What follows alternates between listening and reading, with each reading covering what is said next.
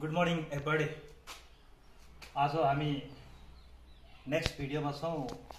आज पनि क्लास 12 को कम्पलसरी इङ्ग्लिसको ग्रामर सेक्सनको युनिट 4 पढ्नेछौँ। युनिट 4 को एटिट्युड्स एन्ड रियाक्सन भन्ने टपिक युनिट छ।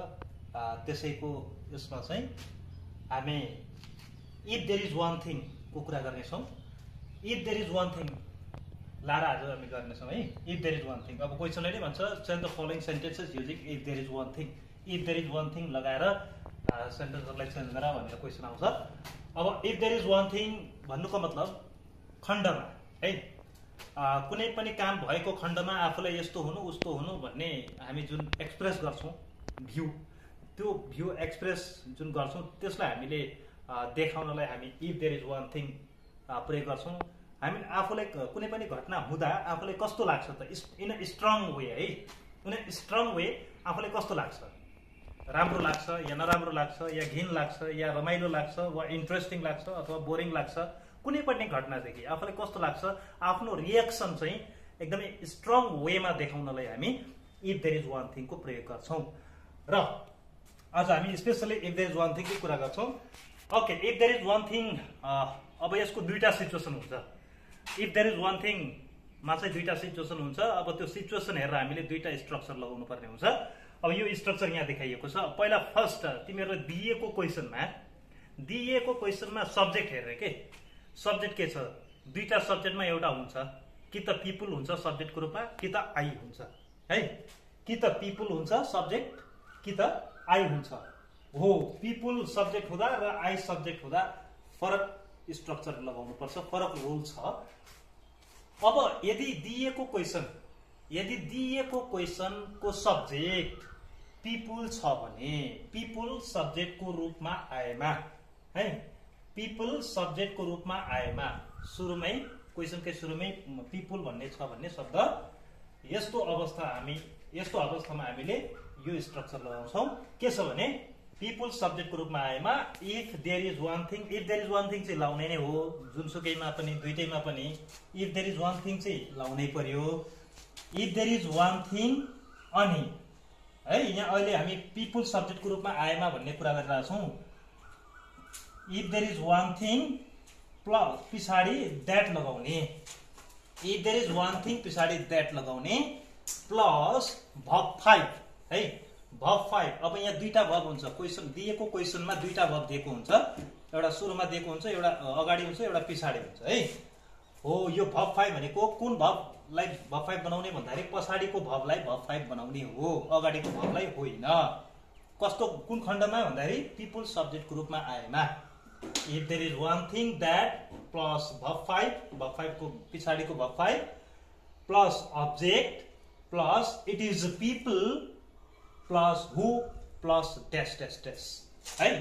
अब यो पिपुल सब्जेक्टको रूपमा आएमा। अब नेक्स्ट स्ट्रक्चर, यदि सब्जेक्ट आई छ भने, पिपुल नभएर सब्जेक्ट आई छ भने, सुरुमै क्वेसनको सुरुमै आई भन्ने सब्जेक्ट दिएको छ भने यो स्ट्रक्चर लगाउने। जस्तै यहाँ के भनेको छ, आई सब्जेक्ट अथवा कर्ता भएमा, कर्ताको रूपमा आएमा if there is one thing. अब यहाँ द्याट नलाउने है, अघि चाहिँ हामीले if there is one thing पछाडि द्याट लगायौँ है पिपुल सब्जेक्ट हुँदा, तर यहाँ आई सब्जेक्ट छ भने if there is one thing पछाडि द्याट नलगाउने।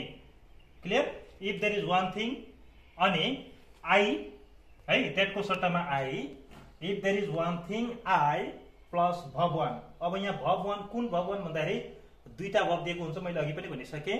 सुरुको भब अथवा पहिलाको भबलाई चाहिँ भब 1 बनाउने plus it is people who dash dash dash भनेर हामीले गर्नुपर्ने हुन्छ। यो रुल तिमीहरूले एकदमै कण्ठस्थ पार्नु पर्यो है। यसै रुललाई हामीले फलो गरेर जानुपर्छ, नभए फेरि मिल्दैन। त्यसकारण रुल इज रुल, रुललाई तिमीहरूले याद गर्ने। ल, अब यही स्ट्रक्चर लगाएर हामीले गर्नुपर्ने हुन्छ। जस्तै म एउटा इक्जाम्पलको लागि गर्दैछु।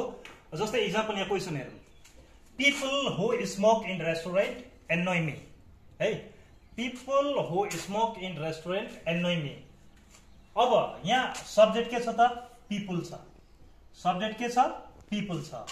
अब नेक्स्ट थिङ, अब यहाँ दुईटा भब हुन्छ, दुईटा भब पत्ता लगाउने। पिपुल हु स्मोक एउटा भब स्मोक हो, इन रेस्टुरेन्ट एन्नोय मी, एन्नोय रिस उठाउँछ, यो अर्को भब हो, यो पनि भब हो, यो पनि भब हो, यो दुईटा भब हो है, हरेकमा दुईटा भब दिएकै हुन्छ। अब हाम्रो के छ भने पहिला हामीले के हेर्नु पर्यो भन्दाखेरि सुरुमा के छ त, पिपुल छ कि आई छ, बी कन्फर्म द्याट फर्स्ट है। पिपुल र आईमा एउटा हुन्छ नै, दुईटामा एउटा हुन्छ।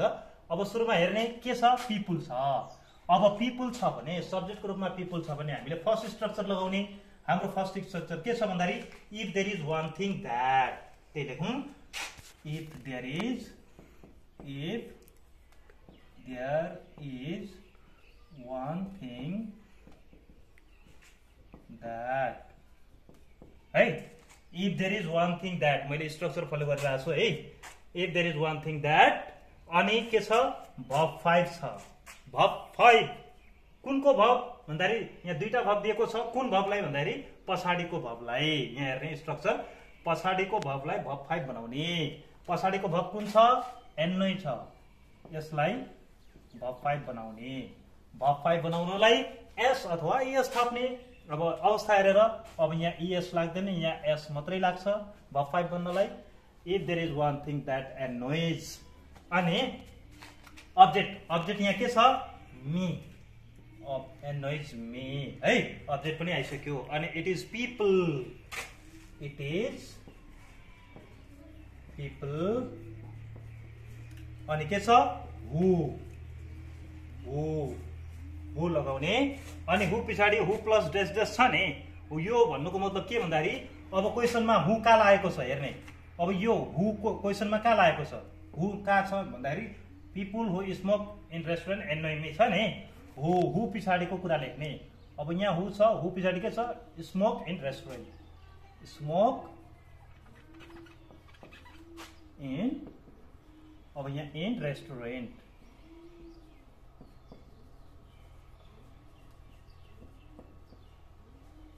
है, यसरी नै हामीले गर्नुपर्छ। अब यहाँ एन्नोय मी फेरि लेखिराख्नु परेन, एन्नोय मी यहाँ आइसकेको छ, त्यस कारणले यो छोडिम है। अरू रहेको बाँकी, हु पछाडि रहेको बाँकी लेख्ने हो।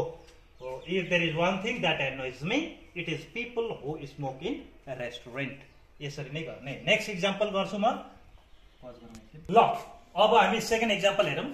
सेकेन्ड इक्जाम्पलमा अघि मैले पिपुल सब्जेक्ट भएको उदाहरण देखाएँ, अब अहिले चाहिँ आई सब्जेक्ट भएको उदाहरण हेरौँ। अब यहाँ के छ, क्वेसनले के भनेको छ, I hate people who smoke in restaurant है। अब यहाँ सब्जेक्ट के छ, आई छ, अघि पिपुल थियो, त्यही भएर मैले पिपुल त्यसैको सूत्र लगाएँ।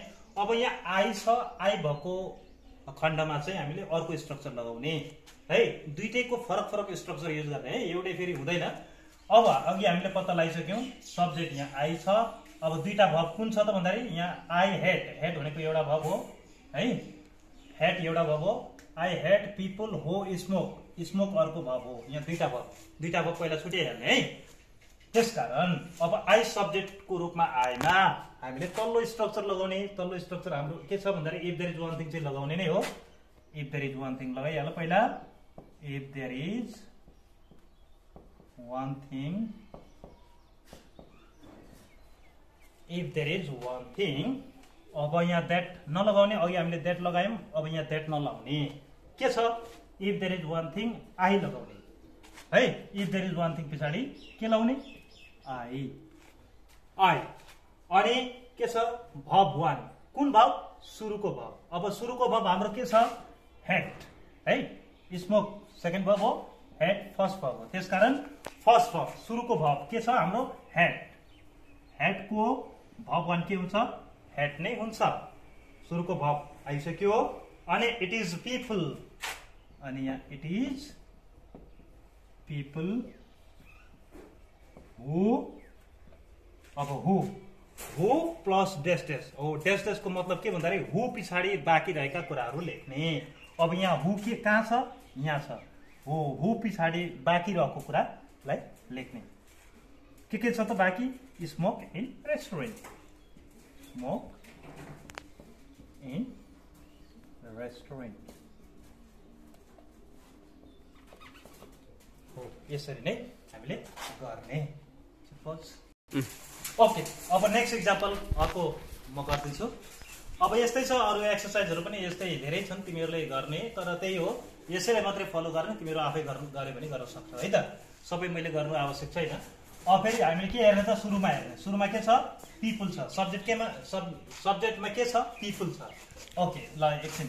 अनि त्यस पछाडि के त, भर्बहरू खोज्ने। People who are cruel to animals upset me. अर्को भर्ब यहाँ के छ, are cruel to animals upset. अर्को भर्ब के त, अपसेट है। यो पनि भर्ब, यो पनि भर्ब। अब यहाँ हेरौँ। अब पिपुल सब्जेक्टको रूपमा छ, त्यसकारण हामीले माथिल्लो स्ट्रक्चर लगाउने। If there is one thing, if there is one thing है। अनि that. Okay, if there is one thing that. अनि भर्ब 5। भर्ब 5 कुन भर्ब 5, पछाडिको भर्ब 5। पछाडिको भर्ब के छ, अपसेट। अपसेटलाई भर्ब 5 बनाउँदा अपसेट्स हुन्छ। अपसेट्स अनि अब्जेक्ट के छ हाम्रो, मी। अनि it is people, it is people हु। अब हु पछाडि के लेख्ने त भन्दाखेरि, हु पछाडि जुन बाँकी रहेको क्लजलाई लेख्ने हो। यहाँ हु छ, हु पछाडि के रहेको छ त भन्दाखेरि, are cruel to animals. Are cruel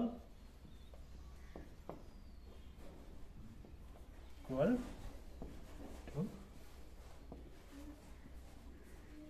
animals. अब यहाँ अफसेट नलेख्ने, किन भन्दाखेरि यो आइसकेको छ, बाँकी रहेकोलाई मात्रै लेख्ने। हु पछाडि बाँकी रहेको कुरालाई मात्रै लेख्ने है। हो यसरी हामीले गर्ने। अब लास्ट एउटा इक्जाम्पल गरिदिन्छु, अर्को आई भएको। अनि त्यसपछि तिमीहरू आफै गर्ने। Number 3,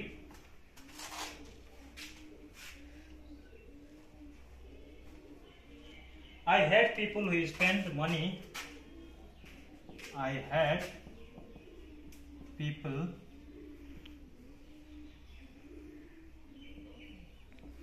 who spent money on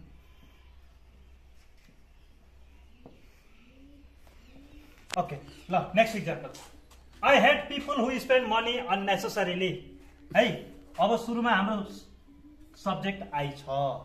अर्को भर्ब, यो पहिलो भर्ब हो। अर्को भर्ब कुन हो, I had people who spend, यो अर्को भर्ब हो। Money unnecessarily। अब त्यति मात्रै हेर्ने, अरू कुरा नहेर्ने। अब हाम्रो सूत्र, हाम्रो सब्जेक्ट के छ त भन्दाखेरि आई छ। आई भएको हुनाले तल्लो स्ट्रक्चर लगाउने। If there is one thing. तिमीहरू कन्फ्युज हुन सक्छौ है, यो दुईटा स्ट्रक्चर फरक फरक हो, फरक फरक अवस्थामा लगाउने है नि। फेरि सबै एउटै मात्रै लाउने होइन, अवस्था हेरेर, सब्जेक्ट हेरेर। त्यसकारण यहाँ आई सब्जेक्ट भएको हुनाले I, sorry if there is one thing.